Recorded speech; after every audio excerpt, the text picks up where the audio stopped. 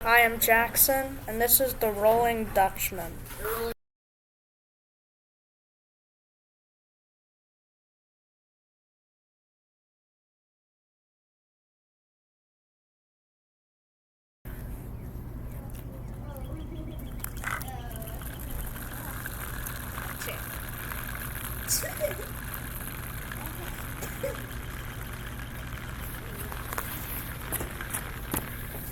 Response.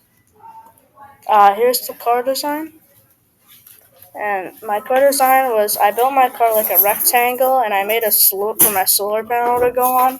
Then I put I put Velcro on the slope to attach the solar panel. I put a straw around the axle so it can move more efficiently. Then I put rubber bands on the wheel so we can get better traction. The gear. The gear was a 1.5 by 1 inch for my axle on the left wheel.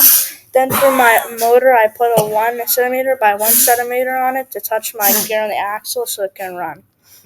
Problems. The gear on my axle was too small at first, so I had to get a bigger gear. Then my car was so small, so I had to add another 5 inches onto it. Then I had to make the straw on my wheel bigger so it can move more easier and more quicker. The materials I used for my car were a plastic straw, a motor, two axles, tape, gears, Velcro, and rubber bands. The recyclable materials I used was cardboard, plastic wheels, plastic straws, and masking tape. How solar panels work. The solar panels are solar cells which are made up of silicon. Each silicon atom are connected and they keep the electrons together and no current can flow. Then there are neutrons and photons, and when one of those photons hit one of the electrons, it makes a hole, which when touched with the metal fingers, it causes the electricity to flow through the p-n junction.